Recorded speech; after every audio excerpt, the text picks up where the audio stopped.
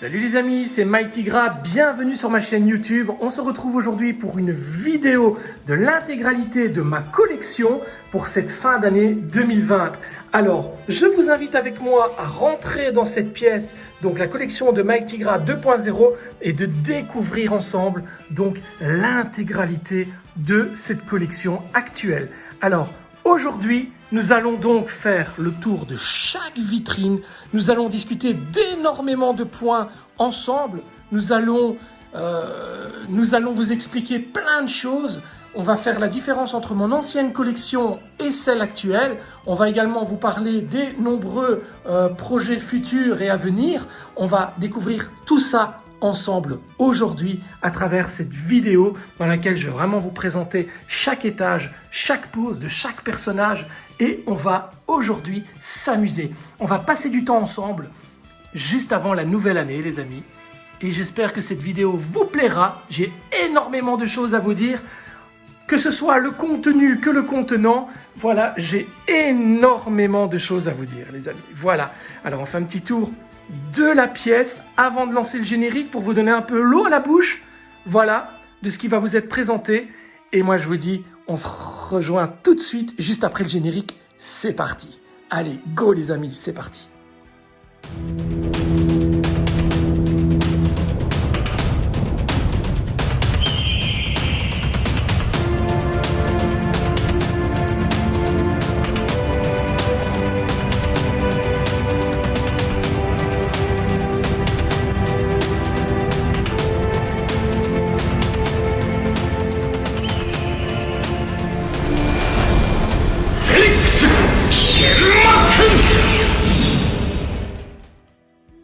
Alors aujourd'hui, il est très difficile pour moi de vous parler de cette collection, de cette nouvelle manière d'exposer, ce nouveau display, cette nouvelle façon de collectionner tout simplement, sans au minimum évoquer ma précédente collection. Donc cette collection qui jadis faisait tant parler d'elle, cette collection qui était réellement aboutie pour ceux qui ne me connaissent pas encore. Je vais vous la présenter maintenant, donc petit retour en arrière, rétrospective sur une collection qui jadis était vraiment quelque chose d'unique et d'incroyable. Donc, on évite les pleurs, on évite les larmes et la nostalgie, on profite pleinement des images et on en reparle dans quelques secondes, juste après la diffusion de ce petit retour en arrière. C'est parti les amis. Bonjour chevalier, je suis Athéna, la princesse Saori, et je vous souhaite la bienvenue sur la chaîne de Mike Tigra. Brûlez votre cosmos au service de notre passion. De votre passion.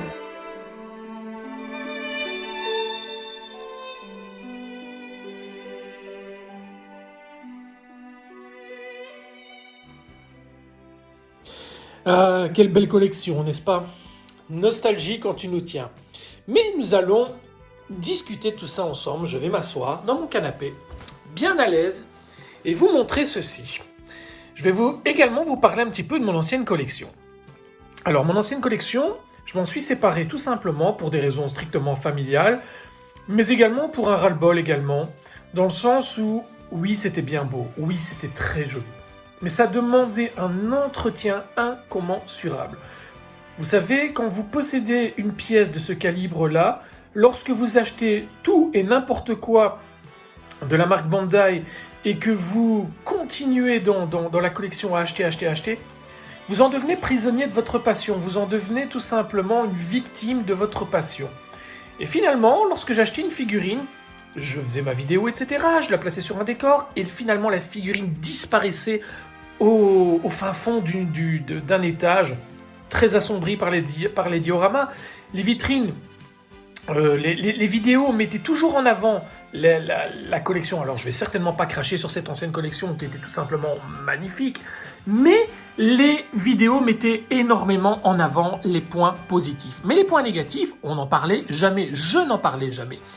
Mais il faut bien vous rendre compte d'une chose, c'est que déjà, dans un premier temps, des vitrines avec des vitres à l'arrière, ça laisse énormément passer la poussière, ça met des traces de buée, d'humidité lorsque la température extérieure est différente de la température intérieure. Il y a ce qu'on appelle une espèce de dépôt qui vient se fixer sur les vitrines à l'arrière, vitrine que je vous déconseille vivement. Tout ce qui est à vitre latérale ou à l'arrière, c'est un vrai supplice. Lorsque vous devez nettoyer ce genre de vitrine, vous êtes systématiquement obligé de sortir chaque figurine de votre vitrine et ainsi que chaque décor. Vous prenez des vitrines de ce type-là. Si vous avez un peu de poussière ou quoi, ça se voit très peu et c'est beaucoup plus facile d'entretien. Les vitres ont tendance à aspirer, donc à attraper tout ce qui est buée, tout ce qui est poussière, etc. Et je vous assure, c'est des nids à saleté. Bref. Au niveau des vitrines, c'était très compliqué. Accessoirement parlant, j'en devenais totalement malade parce qu'à chaque fois que je prenais une figurine, que je la présentais, que je la mettais en vitrine, un jour, quand je me lève du matin, elle tombait, tout simplement. Elle était tombée ou c'était une ribambelle de figurines tombées. Et finalement, j'en suis venu à me dire, oh là là, ma passion finalement est en train de me manger complètement mon temps, etc. Parce que ça prenait un temps incommensurable. Imaginez-vous, quand je tournais une vidéo, laver toutes ces vitrines, c'était 3 jours, hein, c'était 3 jours de boulot. Hein. Vous imaginez tout sortir, tout nettoyer pour qu'il n'y ait pas la moindre chose sur les vitrines. Et j'en devenais malade. Finalement, j'ai pris tout simplement la décision un peu forcée, vu la situation à ce moment-là au niveau familial, de me séparer de la collection. Et ce fut un très bon point. Alors, cette collection, je ne cracherai jamais dessus parce qu'elle a fait de moi ce que je suis aujourd'hui. Elle a fait de moi tout simplement Mike Tigra, parce qu'à la base, Mike Tigra, c'est quoi? C'est un simple collectionneur qui tout simplement s'est inscrit sur des différents forums de passionnés Senseiya et qui a trouvé un pseudo tout simplement parce qu'à l'époque, je possédais une voiture de type Tigra, donc Mike Tigra, ça sonnait bien, j'ai pris ça. Et finalement, regardez, aujourd'hui, il y a la collection de Mike Tigra 2.0 et voilà, il y a une chaîne YouTube, etc. Et quelque part, ce nom a continué, ce pseudo a continué tout doucement dans le temps. Mais je suis comme vous, je suis un simple collectionneur, les amis, et j'ai collectionné également dans un salon. J'ai mis mes figurines, mes vitrines, etc. dans mon salon. Regardez une petite photo de l'époque, juste ici. Voyez, j'ai commencé comme tout le monde, et avec le temps, j'ai tout simplement évolué, j'ai tout simplement décidé d'agrandir un peu ma façon d'exposer, etc. Bref, et j'en suis venu à la collection que vous avez bien connue dans le passé, à savoir la précédente qui était vraiment gargantuesque et vraiment superbe, mais qui n'était pas dénuée de soucis, voilà, j'ai attrapé pas mal de cheveux gris avec cette collection, je vous l'avoue. En plus, ici c'est du carrelage, donc la pièce est en carrelage, mais à l'époque, dans ma précédente habitation, c'était tout simplement du parquet, c'était du plancher. Donc les vitrines, dès que vous marchiez comme ça, vous marchiez dans la pièce, tout vibrait, les figurines avaient tendance à tomber. Mais ça, ce sont des détails que vous ne voyez absolument pas lorsque je faisais mes vidéos. C'est l'envers du décor, comme on appelle ça. Mais dites-vous bien une chose, c'est que rien n'est parfait chez personne. Ici également, il y a des choses imparfaites qui ne me plaisent pas, que je vais vous montrer parce que dans cette vidéo, j'ai vraiment envie de partager un bon petit moment de plaisir avec vous et de faire le tour de tout. Alors, moi, ce qui me plaît particulièrement dans cette pièce, dans ce petit sanctuaire, qui est beaucoup plus petit certes que le précédent, qui est beaucoup plus intime, on a moins de choses en vue, on a moins de dioramas, on n'en a pas pour les mythes closes tout simplement, on a moins de choses mais c'est beaucoup plus intime et je vais vous expliquer pourquoi aujourd'hui j'affectionne autant cette pièce, pourquoi aujourd'hui je suis si content de collectionner de cette méthode, de cette manière, parce que en fait, ça m'a rapproché encore plus de la figurine. Ça m'a appris vraiment à la découvrir, à l'aimer, à l'apprécier. Vous savez, avant, dans mon ancienne collection, lorsque je recevais une figurine et que je vous la présentais, donc je faisais une preview, etc., une fois que la figurine, une fois que la vidéo était terminée, une fois que je vous disais salut les amis, à la prochaine preview, à la prochaine vidéo, ciao ciao, bye bye, voilà, la figurine, je la prenais telle qu'elle, je venais, je la posais sur un diorama, tac, voilà, je la chipotais, etc. Vous la voyez généralement dans la preview, et une fois que c'était fait, je rangeais la boîte et c'était tout. La figurine, je ne la ressortais plus jamais que pour la nettoyer ou voilà, ou ce genre de choses. Mais généralement, j'y touchais plus. Donc cette figurine, je l'oubliais. Et je vais être honnête avec vous, m'arrivait rarement de ressortir tous les décors, toutes les figurines pour tout nettoyer systématiquement. Vous n'imaginez même pas le travail que c'était. Donc généralement, j'essayais de passer mes mains sur le côté pour nettoyer les vitrines, pour essayer sans faire tomber les figurines. Et bien souvent, comme tout le monde, on a deux mains gauches et on a tendance à, avec un coup de doigt, faire tomber une figurine et on n'arrive jamais à la remettre dans la même pose. Donc finalement, c'était devenu un vrai supplice. Mais même arrivé souvent de prendre des jours de congé au niveau professionnel parce que je devenais fou, parce qu'il y avait 3 ou 4 figurines qui étaient tombées un jour au matin, pendant la nuit, et que je découvrais ça le matin et je devenais complètement fou. C'était impossible pour moi d'aller travailler en sachant que des figurines étaient tombées dans mes vitrines et qu'elles n'étaient pas remises. C'était devenu vraiment des tocs, c'était vraiment devenu une contrainte, c'était vraiment devenu un handicap et c'était vraiment devenu quelque chose de très lourd pour moi, pour ma façon de vivre, parce que je passais énormément de temps dans mes vitrines et je n'arrivais pas à me consacrer à autre chose qu'à ça. Et j'en devenais malade. Alors, que les figurines soient jolies, soient moches ou quoi que ce soit, j'achetais tout. Voilà, j'achetais tout. Il me fallait tout. Il me fallait un full set, chose qui est complètement stupide et puérile. J'achetais tout et je voulais systématiquement tout exposer. Voilà, ça c'était une façon de collectionner que j'avais à l'époque, que je n'ai plus maintenant, même si la passion, je dirais, est encore plus intense, plus complète. Et c'est pour ça qu'aujourd'hui, on va découvrir ensemble cette collection. Je vais vous expliquer les différences que j'ai actuellement dans la tête comparativement à avant. Et tout en allant, je vais vous acheminer vraiment dans un concept qui est autre. Je vais vous emmener avec moi à travers ma vision des choses, ma façon de faire. Aujourd'hui, j'ai 41 ans, j'approche les 42 ans et j'ai toujours autant d'amour pour Senseiya, mais par contre, j'ai une façon d'exposer qui est bien propre à moi et qui, vous allez comprendre tout de suite, me fait traverser les époques et surtout me ramène en enfance, parce qu'aujourd'hui, je collectionne d'une manière beaucoup plus intensive, même si j'ai pas de diorama, etc. Je collectionne d'une manière beaucoup plus intensive qu'avant et je vais tout vous expliquer maintenant. Voilà, c'est comme ça qu'on va prendre cette vidéo au vol et qu'on va découvrir ensemble pourquoi ma collection est de ce type. Voilà les amis. Alors je vais m'adresser donc aux personnes qui comme moi ont 40 ans ou ont 35, 40, voire même plus, même 50 ans. Voilà. Aujourd'hui, lorsqu'on se rend dans un magasin, tout simplement chez des revendeurs attitrés ou quoi de figurines Mythos, manga ou autres, on a tout simplement une boîte de Mythos qui est posée sur des étagères, etc. Et rarement, on a l'occasion de découvrir des figurines qui sont montées, très bien montées, et qui sont à la vue de tous. Nous, les quarantenaires, donc, quand nous étions enfants, il y avait différents magasins, comme chez nous en Belgique, par exemple, il y avait le magasin Christiansen, on avait le Cora City, des magasins comme ça. Et aux périodes de fête, je prends par exemple Noël, je prends Pâques, etc., on avait tout simplement droit à des vitrines blanches, style aquarium, où étaient exposées les plus grandes licences dans ces moments-là. Donc on avait Mask, G.I. Joe, on avait Transformers, on avait des Lego, on avait évidemment les vintage des Chevaliers du Zodiaque, et quel ne fut pas nos rétines, nos regards lorsque enfants, lorsque nous avions 5 ou 6 ou 7 ans, où nous étions des enfants et nous découvrions des figurines de ce type-là. Voilà, bien sûr, elles étaient moins jolies, mais quand nous découvrions ça dans des aquariums, enfin des espèces de vitrines comme ça en longueur, où nous voyions de haut comme ça toutes ces figurines magnifiques, on en prenait plein les rétines et on devenait complètement fou. Moi, c'est ça que j'ai voulu retranscrire aujourd'hui à travers ce Sanctuaire 2.0. J'ai voulu retrouver cette âme d'enfant, j'ai voulu retrouver cette pureté, cette légèreté, ce côté visuel qui me rappelle mon enfance. Je ne veux plus aujourd'hui de dioramas qui alourdissent mes vitrines et qui absorbe la lumière. Et c'est magnifique, c'est vraiment splendide. Un diorama, je vais certainement pas cracher dessus. Regardez, j'en ai fait pour les Tsume, etc. C'est vraiment magnifique. Mais ça retire de la profondeur à la figurine.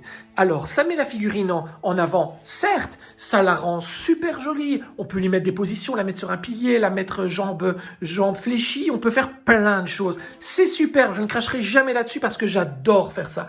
Mais plus aujourd'hui dans ma collection. Voilà, aujourd'hui, je me libère de ce poids, du diorama, et j'en reviens vraiment aux figurines à proprement parler. Aujourd'hui, plus besoin d'artifice pour moi que pour faire vivre les figurines, aujourd'hui, je me concentre essentiellement à ce que j'appelle du muséum. Alors, attention, je parle d'aujourd'hui parce que j'ai un énorme projet dans le futur avec quelqu'un de très connu dans la communauté dont je ne citerai pas le nom, on en reviendra plus tard dans une prochaine vidéo où on dévoilera vraiment le projet, mais il y aura malgré tout dans ma prochaine pièce, dans mon prochain sanctuaire, parce que celui-ci est une transition avec le sanctuaire 3.0, il y aura quelque chose de bien spécifique. On restera toujours sur du muséum et c'est là que le bas blesse parce que je ne veux pas que vous puissiez dire oui, Mighty Gra, il veut plus de décor et finalement il va refaire du décor. Attention, je parle de diorama, mais je reste dans du pose muséum, dans du living art. Voilà, je ne veux plus aujourd'hui mettre des personnages au-dessus de piliers ou quoi. Je veux aujourd'hui avoir toujours donc les figurines qui sont en avant-plan, qui prennent vraiment le pas sur le diorama et plus l'inverse. Aujourd'hui, je veux vraiment me faire plaisir visuellement avant de faire plaisir aux autres. Voilà, ça c'est aujourd'hui mon petit plaisir à moi. Donc les amis, je vais vous expliquer tout ça. Je vais vraiment, en traversant donc les étages, vous raconter un petit peu pourquoi je pense comme ça et plus autrement. Aujourd'hui, les dioramas, pour moi, ce sont des choses qui sont devenues tellement, qui sont devenues tellement coutumes, tellement... on en trouve partout en fait. Il n'y a plus cette magie que je retrouvais avant où on découvrait des dioramas et on voyait vraiment des poses incroyables dessus. Aujourd'hui, c'est devenu tellement coutume, tellement basique, basique c'est pas vraiment le mot, tellement... c'est tellement un effet de société, voilà, qu'aujourd'hui, on en oublie les figurines, on pose un diorama, voilà, aussi beau soit-il, aussi moche soit-il, on pose une figurine dessus, voilà, on fait 3 photos, on est content. Voilà, non, c'est pas ça. Un diorama, ça doit être quelque chose d'arrière-plan qui doit faire ressortir la figurine, et pas l'inverse, attention. Et ça, très peu sont les gens qui arrivent à comprendre ça. Une figurine, ça doit se poser avec discipline, harmonie, avec vraiment beaucoup de réflexion sur un diorama. C'est pour avoir un diorama, poser les figurines à l'extérieur du diorama, ça sert à rien, ça sert à rien le diorama. Voilà, le diorama est là pour qu'on puisse poser les figurines dessus et le faire vivre. Voilà. Aujourd'hui, il y a très peu de gens qui comprennent ça. Il y a vraiment que très peu de personnes qui arrivent vraiment à faire vivre un diorama et les figurines dessus. Voilà. Aujourd'hui, ça doit être un ensemble de choses.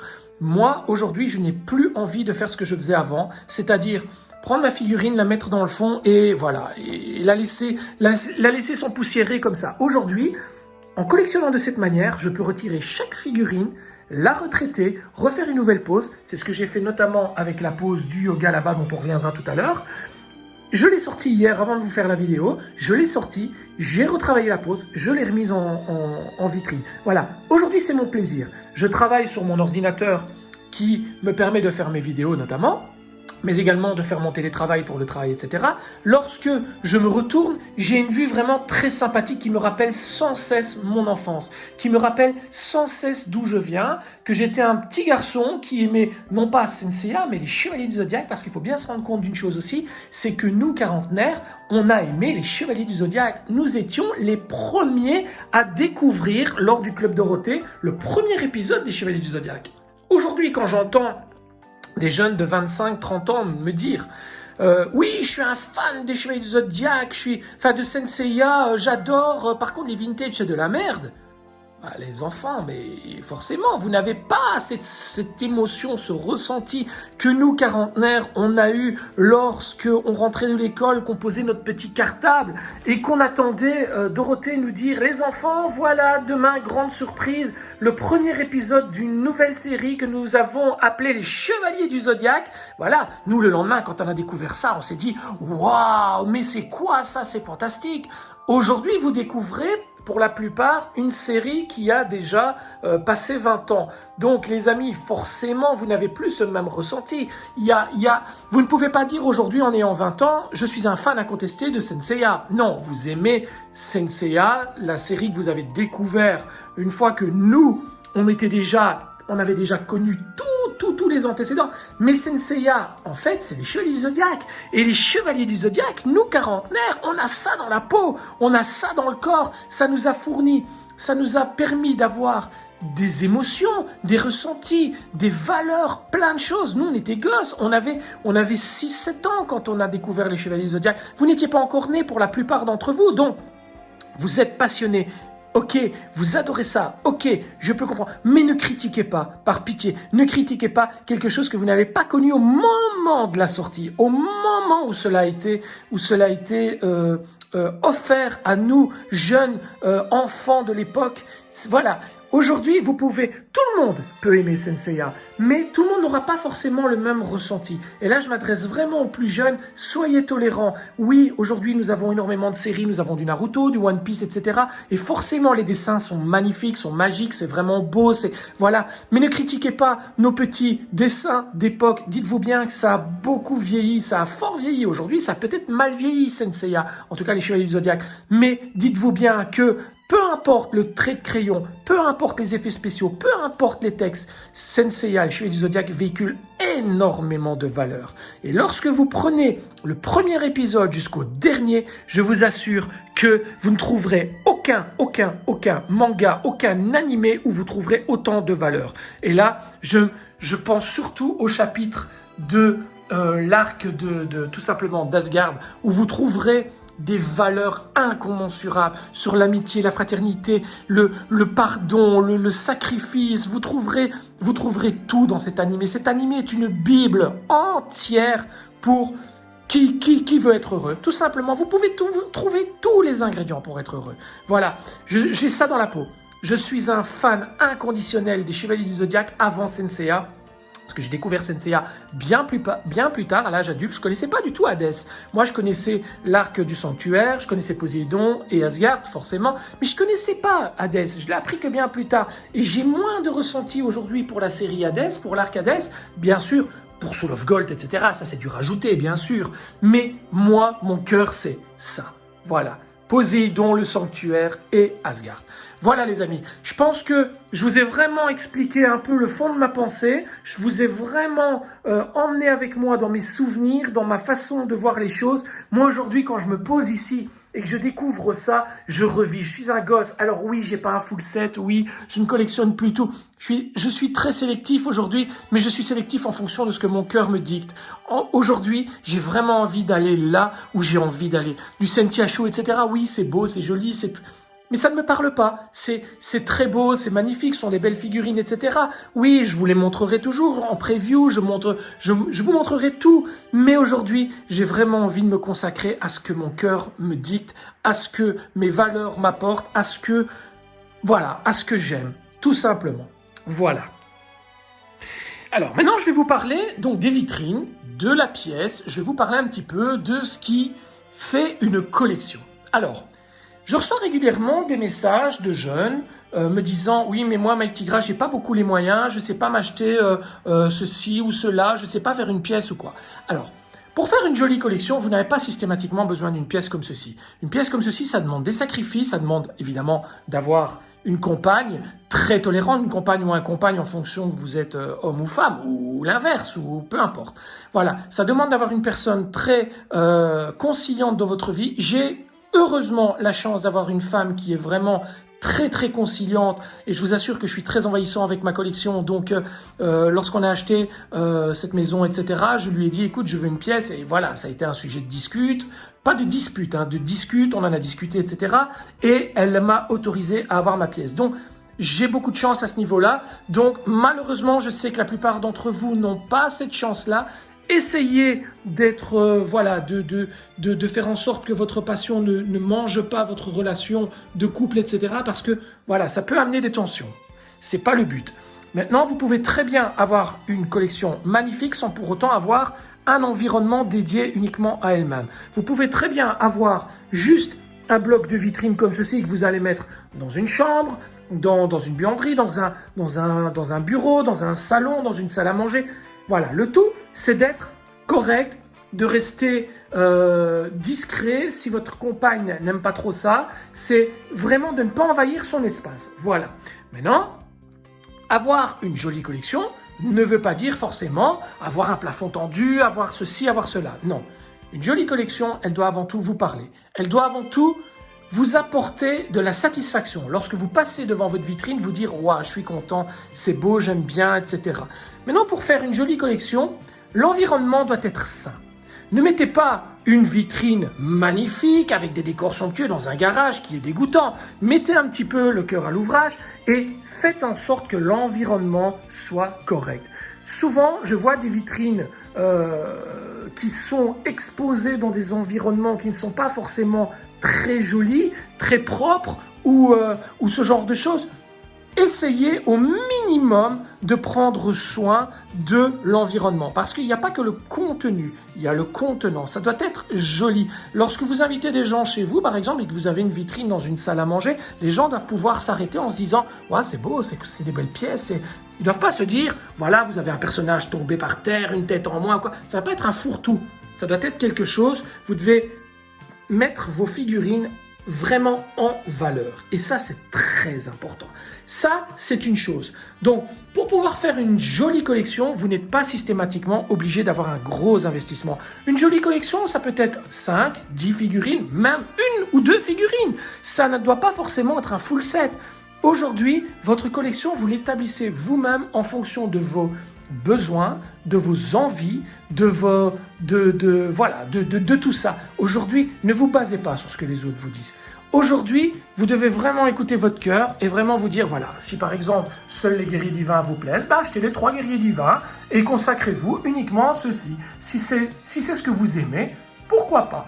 Moi, dans mon cas précis, ayant une femme très conciliante, je le répète, vraiment très très conciliante et je le remercie énormément pour ça, j'ai pu donc réaliser une pièce avec des couleurs, vous voyez, avec un mur doré, etc., avec des reflets, regardez. Voilà, merci à mon ami Fabrizio pour ce travail incroyable. Voilà, j'ai pu mettre des toiles, merci à mon ami Philippe qui m'a réalisé ces toiles. Donc voilà, j'ai pu avoir un environnement qui me parle, vraiment, un environnement qui m'est propre, vraiment un endroit où je peux me ressourcer, où je peux me retrouver, où je peux tout simplement venir quand ça ne va pas ou quand ça va très bien et me retrouver dans ma pièce et retrouver un peu ce retour vers le futur, donc un peu ce retour vers le passé, pardon, et me retrouver un petit peu comme dans un magasin où quand j'étais gosse, je rêvais devant toutes ces vitrines qui étaient grandioses et malheureusement mes parents n'avaient pas forcément les moyens d'acheter ces figurines qui étaient très onéreuses, à savoir les vintage. Aujourd'hui, j'ai un travail qui me permet d'assumer et de pouvoir me faire plaisir, mais ça ne doit pas manger tout notre temps en famille ou ceci. Ça doit rester une passion, mais pas un guide de vie. Voilà, ça ne doit pas rester une priorité dans la vie. Ça doit rester toujours en second plan. Et il ne faut pas se noyer avec sa collection. Chose que moi, malheureusement, dans le passé, j'ai eu tendance à faire. Je me suis noyé dans ma collection et je vous assure que ça a été une énorme thérapie pour moi que de tout revendre et de racheter aujourd'hui uniquement ce qui me plaît. Et je ne vais pas dire que tout ce que je n'ai pas ne me plaît pas, hein, mais aujourd'hui, je me suis vraiment reciblé sur l'essentiel. Voilà les amis. C'était un petit peu, donc, c'était long, hein, je vous ai parlé beaucoup, hein, mais bon, je pense que c'est important. Maintenant, vous pouvez avancer pour arriver directement au vif du sujet, à savoir la présentation des vitrines. Mais je me devais aujourd'hui de partager un petit peu ce moment de communication avec vous pour savoir un petit peu qui est vraiment Mike Tigra, qui est vraiment cette personne qui se cache derrière un pseudo YouTube, voilà, sur les réseaux sociaux, etc.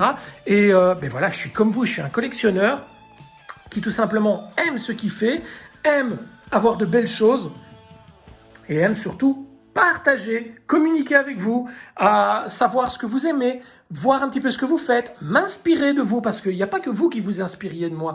Moi aussi, je m'inspire de vous. Je m'inspire souvent de ce que je vois sur le net, etc. Et j'aime bien ça. C'est vraiment un échange que j'adore.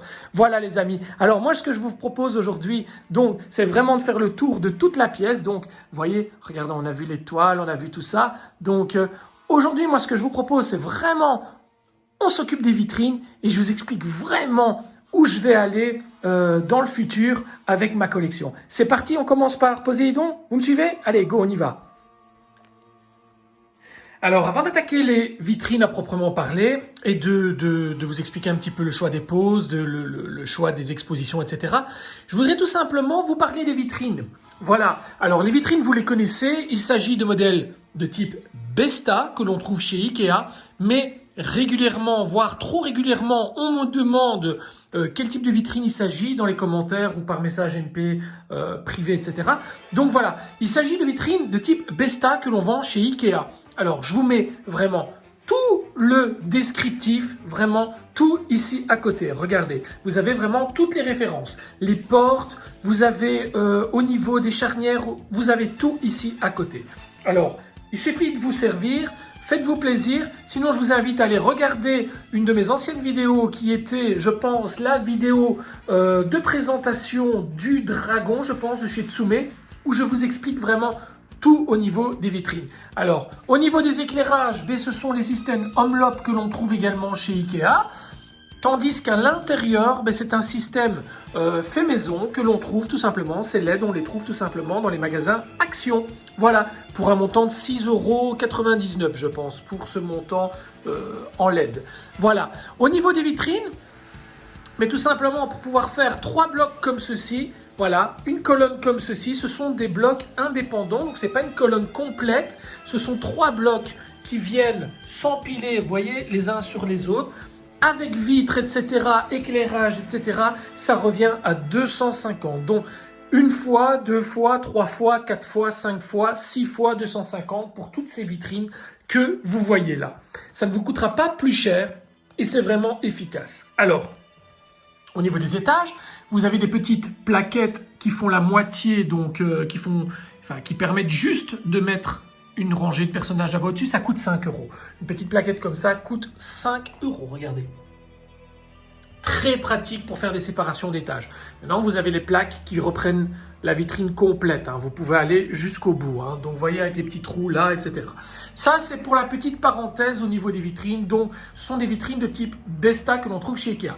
Vous avez également la même possibilité de vitrine en modèle Stuva. Donc ici, vous avez 40 cm de profondeur pour l'exposition de vos personnages. Par contre, les modèles Stuva font, quant à elles, la même dimension, la même taille, la même hauteur, etc. mais font 50 cm de profondeur. Donc, on a 10 cm en plus. Ce qui peut être sympa pour des résines plus grandes, plus spacieuses. Par exemple, pour Radamantis. Là, on est vraiment tout juste au niveau de Radamantis. Vous voyez, avec 10 cm de plus, ça aurait été très sympa. Voilà. Allez, on attaque l'étage de Poséidon, c'est parti. Voilà, donc pour l'étage de Poséidon, rien de définitif, bien entendu. Voilà, on est sur quelque chose de totalement provisoire. Bien entendu, l'armure du Sagittaire 24 carats ne va pas rester sur cet étage. Là, pour l'instant, au niveau des vitrines, on est quand même assez limité au niveau des places. Il me reste une vitrine complète ici. Mais pour le moment, je ne fais aucun frais quant à une nouvelle vitrine, à une nouvelle disposition, etc. Vu que, comme je vous le disais tout à l'heure dans le début de la vidéo, il y a un projet 3.0 qui sera prochainement mis en chantier, tout simplement. Et donc, ces vitrines, pour l'instant, sont provisoires.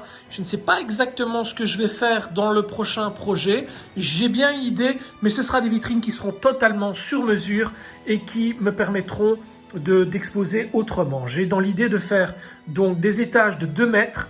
Alors, tenez-vous bien, oui, 2 mètres sur 50 de profondeur, 50 de hauteur pour pouvoir faire un étage complet pour le sanctuaire avec les 12 chevaliers d'or et les chevaliers de bronze. Un étage Poséidon et un étage Asgard et enfin un étage Hadès. Donc une vitrine qui mesurerait 2,50 m plus ou moins de hauteur avec les 50 premiers centimètres qui seraient tout simplement un meuble qui me permettrait de mettre les boîtes. Et alors on aurait 4 étages de 50 qui me permettraient de faire vraiment 4 superbes dioramas avec l'intégralité des figurines. Donc on aurait le sanctuaire, Asgard, Poséidon et enfin Hadès. Et ça me permettrait sur 2 mètres de longueur, vous imaginez, ça fait à peine 60 cm je pense, si je ne dis pas de bêtises, 60 cm. Donc 2 mètres, on aurait quelque chose qui donnerait plus ou moins comme les 2 vitrines là, par exemple. et la moitié de celle-ci, plus ou moins. Regardez, ça ferait quand même pas mal, hein. Ça ferait sympa. Ah non, que dis-je? Attendez, 60 cm, ça fait 180, ça fait 3 vitrines, donc 180, plus une quatrième. Donc voilà, on aurait quand même quelque chose de très spacieux pour mettre tous les personnages. Vous imaginez, ça va être gargantuesque. C'est ce que j'ai dans la tête, c'est ce que j'ai dessiné. On verra à quoi ça ressemblera. En tout cas, on n'y est pas pour le moment. Donc pour le moment, j'essaie de gagner un peu de place, stratégiquement, en essayant de ne pas tout mélanger. Malgré tout, c'est pas toujours évident. Vous voyez, pour les deux Iki, j'ai dû les rassembler pour pouvoir mettre la Fox Studio ici. Donc, en sachant qu'on va avoir Minos, Garuda, etc. qui vont sortir, ça va être un peu compliqué. Je pense que les statues de chez TJA, donc Titan Jackie Art, vont migrer juste ici au-dessus des vitrines. Comme on a un plafond tendu, ben ça va bien refléter au-dessus. Ce sera pas trop moche, ce sera plus ou moins joli, donc on verra. Quoi qu'il en soit, pour les étages, rassurez-vous, rien n'est définitif. C'est un display provisoire, toujours en muséum. On restera toujours dans du muséum, mais c'est provisoire. Alors, donc pour les chevaliers de Poséidon, pour les Marinas, pardon. L'étage des Poséidons, ben, j'ai tout simplement remis donc Yoga, Shiryu et Seiya là-bas au-dessus parce qu'il fallait bien les mettre quelque part. Et comme ils font partie du chapitre Poséidon, je me devais de les mettre avec Poséidon.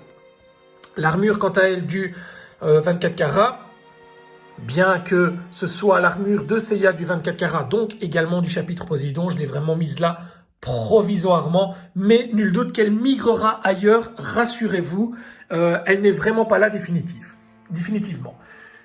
Thétis, quant à elle, est une version classique de la Mythclose, mais je la trouve tellement magnifique, tellement radieuse, tellement sympathique, que je l'ai rachetée tout simplement pour la mettre avec les chevaliers, donc les Marinas, pour l'étage des Poséidons, alors que tout le monde est en UX finalement, sauf elle. C'est la seule figurine en version classique que je possède dans toute la collection ici, mis à part les versions Revival que voici. Voilà, Revival. Alors, ben, écoutez, au niveau des poses, ben, je voulais quelque chose qui mette en avant Poséidon. Je voulais vraiment quelque chose qui mette en avant Poséidon, qui rappelle que ce soit le personnage principal. Alors, je ne pouvais pas le mettre au milieu, étant donné que son sceptre est trop grand et que ça aurait touché, parce qu'il faut absolument bien penser à une stratégie pour pouvoir mettre tous les personnages ensemble. Cet étage supérieur est amené à disparaître. Les trois personnages-là vont disparaître prochainement. Je vais vous expliquer parce que cet étage-là est en relation avec l'étage d'Asgard. Donc, avant d'attaquer Poséidon, il faut absolument que j'attaque Asgard pour vous expliquer. Sur l'étage d'Asgard, vous avez les trois guerriers divins d'Asgard que voici. Vous avez Hagen, vous avez Alpha et enfin vous avez Cid de Mizar, le dernier arrivé. Vous avez les 5 chevaliers de bronze en version POG, donc Power of Gold, les Gold Edition, mais vous avez les doublons en chevalier classique, donc les fameux V2 EX qui sont juste là en dessous. Il est bien entendu logique que je ne vais pas laisser les deux rangées de personnages comme ça. Alors, il faut bien se rendre compte que dans les mois qui suivent, nous allons avoir la suite des personnages d'Asgard. Et donc, fatalement, nous allons avoir ce fameux personnage Thor qui est gargantuesque, qui est immense. On ne pourra ni le mettre au-dessus, ni le mettre au milieu. La seule possibilité sera de le mettre sur cet étage où il n'y a pas de dessus, vous voyez, où on pourra mettre le personnage qui arrivera peut-être à cette hauteur-ci, voire plus grand. Donc, je vais être obligé de descendre une rangée d'Asgard sur le bas. Je ne vais pas mettre des Asgard au-dessus, des V2 au centre et des Asgard en dessous. On va essayer de réunir quand même les groupes de personnages. Et donc, les personnages que vous voyez là migreront au milieu ou en dessous avec Thor ici. Les personnages étant au nombre de 8, si je ne m'abuse, sans Hilda de Polaris, ça me permettra de faire 2 rangées ici en mettant tous les Asgard ici. Et donc, sur le dessus, d'avoir une rangée qui me permet, une rangée vide, qui me permettra de mettre les V2 classiques et non pas les V2 POG, qui n'ont absolument rien à voir avec l'étage Asgard. Les V2 POG, on les retrouve avant tout dans l'arc Poséidon. Donc, ça me permettra, si vous me suivez, d'avoir sur le premier étage les V2 EX, d'accord, que vous trouvez ici. Les poses ne changeront pas ou très peu. Et on aura les Asgard en dessous. Ce qui en passant dans les Poséidons, me permettra d'avoir, on va retirer les 4 chevaliers qu'il y a ici, me permettra d'avoir les V2 Gold là-bas au-dessus, de la même manière qu'on aura les V2 ici, et nous aurons la rangée Poséidon que voici. Nous aurons Bayan de l'Hippocampe ici, Poséidon, nous aurons Yumnandes ici, qui apparaîtra, qui sera le 3e personnage. L'armure partira de même que ces 3 là au-dessus. Et nous mettrons tout simplement Thétis juste ici en dessous, à côté de Poséidon. Donc nous aurons 5 personnages là, et nous aurons 4 personnages ici, avec les POG au-dessus. Donc on aura une espèce de cohérence avec les 5 POG EX God là-bas, les 5 V2 EX là-bas, les Poséidons, les Asgard. Voilà, ça c'est pour les étages. Donc maintenant je peux revenir à Poséidon et vous parler un petit peu des poses. Donc au niveau des poses, des personnages qui sont ici, qui changeront, qui iront sur un autre étage, mais je ne sais absolument pas lequel, on verra dans le futur, histoire d'éventuellement ne pas faire doublon avec l'armure 24 carats ici, mais comme je sais que l'armure 24 carats pour Yoga et pour Shiryu sont prévus, je ne sais pas si je vais les garder, ces 3-là. On verra dans le futur, mais je ne fais plus trop dans les doublons, etc. Et étant donné que je suis un fan inconditionnel de la brillance de cette armure, voilà, je ne sais pas trop comment procéder. Mais bon, on y reviendra plus tard. Pour les poses, je voulais vraiment des poses qui soient très sages. Je voulais des poses qui soient vraiment très réfléchies et très sages. D'où le fait d'avoir vraiment pas placé Yoga de cette manière, Shiryu également de cette manière, et le Sagittaire avec ses yeux fermés. Donc c'est le visage de la version V2. Donc j'ai récupéré le visage de la version V2 que voici, qui était dans la boîte, et je l'ai tout simplement mis sur cette version du Sagittaire, parce que la version de base est vraiment trop poupon, elle n'est vraiment pas belle. Pour Thétis, c'est une pose vraiment très classique, que je trouve vraiment super pour elle, très féminine, avec la main sur la hanche comme ça, elle est très parlante pour ce personnage. Enfin, pour tout ce qui est les marinas, voilà, on a le canon très mystérieux avec sa petite mèche sur le côté, ses cheveux à l'arrière comme ça, il est vraiment superbe. Le Kraken, fidèle à lui-même. Nous avons le Io de Scylla que je n'ai pas trop osé manipuler, très honnêtement, parce qu'il y a tellement de pièces en plastique que j'ai pas trop osé le manipuler. Donc il est dans une pose très sobre. Le Sorrento qui m'a donné pas mal de fil à retordre parce que très dur de le mettre dans cette position-là. Alors, on aurait tendance à se laisser, à se laisser penser que c'est une pose qui est facile. Mais non, pas du tout. Elle n'est pas si évidente que ça. Enfin, le Chrysaor là-bas, Krishna de Chrysaor qui est vraiment superbe. Il est vraiment magnifique. Alors, j'ai un petit défaut au niveau de la pose, mais je vais vous avouer que j'ai très peur de sortir de la vitrine et de le remettre. Regardez son pied là-bas. Attendez, on va essayer de... Voilà. Son pied ne touche pas complètement le sol. Regardez, il est un peu relevé là-bas au-dessus. Vous voyez? Regardez, il est un peu relevé. Et ça me gêne. J'ai un petit défaut au niveau du pied, tout simplement. Ça me gêne. Mais j'ai peur qu'en le sortant de la vitrine, je ne modifie complètement la pose. Enfin, nous avons le Bayan de l'Hippocampe. J'ai eu vraiment beaucoup de difficultés à poser également parce que c'est pas un personnage si facile que ça à poser. En tout cas, à poser avec son visage de la sorte. Très classique. Avec le visage, avec la bouche ouverte, on peut le mettre en position d'attaque. C'est vraiment très sympa et beaucoup plus facile. Enfin, Poséidon. Voilà. Ce sont vraiment des figurines qui sont magnifiques. Regardez-moi ça. On va faire vraiment le tour de très près. Le dragon qui a les boucliers custom. Magnifique également. Voilà, regardez. Ce sont vraiment des superbes figurines. Hein. Regardez. Chrysaor, alors, je voulais vraiment poser son regard en dessous de son casque pour lui donner vraiment ce côté sévère. Veillez toujours bien à faire en sorte que les jupes soient bien fermées, que les articulations soient bien cachées. Ici, ça a été très compliqué. Regardez, il y a un truc qui me gêne avec ce Yoda là, c'est la boule qu'on voit en dessous de son bras là. Voilà, ça me gêne énormément. Mais ce sont des très très belles figurines. Hein. Nous avons Kraken qui est superbe. Une très très belle pièce. Franchement, c'est une pure réussite pour ces Marinas. C'est une pure réussite de la part de Bandai. Regardez-moi ça, quel charisme ont ces personnages. C'est vraiment superbe. Alors, je vais tout de même vous faire un petit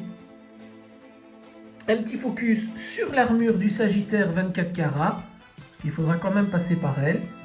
Et regardez-moi ça, quelle brillance. Alors, on a vraiment une différence de teinte avec le jaune de l'armure de Seiya. Je vous invite à aller voir la vidéo si vous ne l'avez pas encore vue. J'ai fait un truc qui était superbe sur le décor du Sagittaire Tsume là-bas. Je vous invite vraiment à aller le voir, c'était vraiment cool. Donc si vous ne l'avez pas encore vu, allez-y, il est toujours disponible. Voilà, ça c'est pour l'étage de Poséidon qui, je vous l'avoue, est réellement un de mes étages favoris. Enfin, en fait, ces 3 étages-là sont vraiment mes étages favoris. Voilà, ça c'est pour l'étage de Poséidon. Alors, je vous ai parlé en partie d'Asgard. On va y retourner maintenant. Donc, comme je vous disais, on a les trois guerriers divins qui sont là-bas au-dessus, avec le tout dernier Cid qui est arrivé juste ici. Alors, une de mes figurines favorites parmi toute la collection de Miklos EX. Je le trouve tout simplement à tomber. Alors, Alpha, vraiment grandiose. Beta, vraiment incroyable. Je trouve que cette ligne de chevalier Asgard est vraiment superbe. Regardez-moi ça. Alors, ça, ce sont donc les fameux V2 POG qui iront rejoindre la lignée des Poséidons avec Iki, la plus chère de toutes les figurines que j'ai achetées depuis le début. Mes débuts de collectionneur, elle est vraiment à un prix exagéré, mais bon, il me la fallait. La pose est vraiment voulue, le mettre vraiment comme ça, très droit de cette manière et la jambe courbée, vraiment pour lui donner cette intensité de pouvoir, comme il va décrocher une attaque vraiment phénoménale et faire très très mal. Alors, le Seiya en version V2 POG qui tient son diadème à la main. Toute nouvelle pose pour Yoga, que j'ai réalisé tout simplement hier et que je dédicace à mon ami Dominique. Le Shiryu, voilà, je suis assez fier de ces poses. Je les aime beaucoup. Elles sont très simples, mais elles représentent parfaitement la mélancolie des personnages, tout en les mettant dans une pose muséum et légèrement d'attaque, préparation à l'attaque. Je les trouve vraiment superbes. Alors, ces personnages, comme je vous le disais, vont migrer sur l'étage là-bas au-dessus. Nous avons maintenant ces fameux V2 classiques qui possèdent l'Elycra, tout simplement. Alors, pour le Seiya V2, j'ai tout simplement mis une tête de la version Sagittaire Appendix.